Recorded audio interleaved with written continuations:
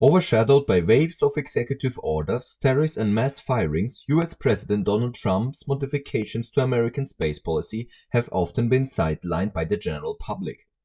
This comes in an escalating space race among the major world powers, namely the United States, China and India. Since last year, SpaceX CEO Elon Musk has been an avid supporter of Trump's presidential campaign, even joining as an advisor after Trump's return to office.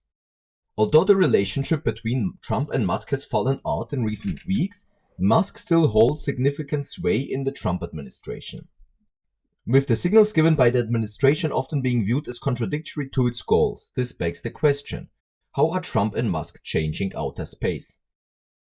Before we can understand how space is being changed, we first need to know why. From the perspective of the writers here, it could be boiled down into three main causes. 1. The increasing competition from foreign powers. Over the past decade, the United States' comeback into the space industry has been anything but uninteresting. With the success of SpaceX, America has achieved the highest launch cadence and the highest mass to orbit globally per year. Despite that, the pressure from China has been mounting, which has been investing heavily into its space sector. With the construction of the Chinese space station, robotic lunar landings and a future crewed moon landing, Washington may be on the path to play a game of catch-up with Beijing. Furthermore, India has been viewed as an emerging space power, and Russia has been regarded as a nation which is trying to militarize space since it is a declining power. To counter this movement, the United States has been contemplating whether to modify the roadmap of NASA and the American commercial space industry. With Elon Musk SpaceX spearheading the American private launch industry, it can't be denied that some conflict of interest is involved in Trump's plans. 2. Trump's pledge to put America first in space. America first has been a key element of Trump's administration, with that reason justifying most of his policy making. This justification has been carried over to his space policy. 3. With Musk SpaceX dominating the American launch industry, the relationship between Trump and Musk has been close. Beyond the formerly Musk-run Doge, Trump has been a supporter of SpaceX Starship program, with him being in attendance for a Starship launch and him using space as a key factor during his presidential campaign last year. In spite of that, the response to Trump's policies are lukewarm, with many space enthusiasts believing that Trump is being hypocritical, which you will understand why next. Trump's plan for a Golden Dome for America has been the talking point of American space diplomacy. If you're out of the loop, the Golden Dome is a missile defense system intended to intercept incoming aerial threats to the United States homeland. While playing on Israel's Iron Dome, the Golden Dome shares similar goals. While the Golden Dome seems like a solid plan at first glance, which it may well be, the Golden Dome walks a fine line in space diplomacy. With plans for completion by Trump's presidency, the fast-paced development of this program risks surpassing a red line for adversaries. Adversaries such as China and North Korea have criticized the US's plan to build the Golden Dome. Beijing said that it is seriously concerned of the Golden Dome's strong offensive implications, while Pyongyang claimed that it could turn outer space into a potential nuclear war field. As the United States intends on pursuing an America First in space policy, the risk breaches of the Outer Space Treaty among space powers, which could make space the new frontier in war making. On the flip side of the coin, while Trump's plan to ensure US security by using space as its medium could be viewed as benevolent, Trump's budget cuts and reform to NASA and the American space industry could not. Often viewed as being hypocritical, Trump's reshaping of NASA has been facing strong scrutiny from professionals, enthusiasts, and the media. First, Trump has withdrawn American entrepreneur, pilot, and commercial astronaut Jared Isaacman's nomination for NASA administrator.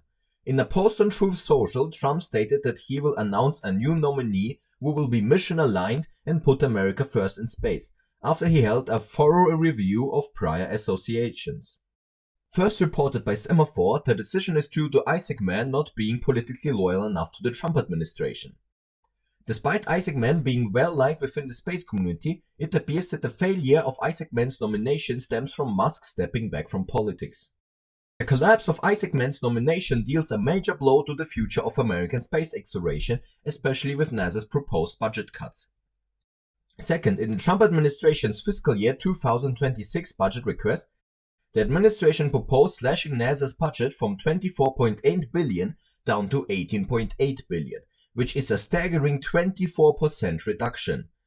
Note that NASA's budget is only 0.3% of the US federal budget. If this skinny budget is approved, this would be the largest single-year cut to NASA funding ever and the lowest since 1961. With this proposed budget, 41 science projects will be axed along with a 32% reduction in workforce, including the elimination of the agency's Office of STEM Engagement. Against Trump's promises during his re-election campaign, this will hamper the space exploration Trump promised and still is promising.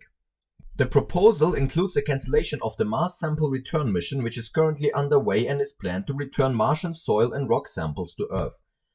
The phase-out of the Space Launch System rocket in the Orion capsule after 2 more missions, where the last would land humans on the moon, albeit winning most of the Artemis lunar program's goals. The cancellation of the Lunar Gateway space station, which aims to serve as a platform to and from the moon's surface, among other cancellations. In the scenario where this happens, the United States will be willfully surrendering space supremacy to its adversaries, contradicting Trump's America First in space policy. If it happens, China and Russia will fully take advantage of it, especially in today's era where space warfare is becoming an increasing reality. Along with the scrapping of existing projects, the White House calls for an allocation of at least $1 billion for investment into the private sector for Mars exploration, including a new initiative called the Commercial Mars Payload Services Program. Under the proposal, NASA would award contracts to companies developing spacesuits, communication systems, and a human-rated landing vehicle to kickstart exploration of the Red Planet.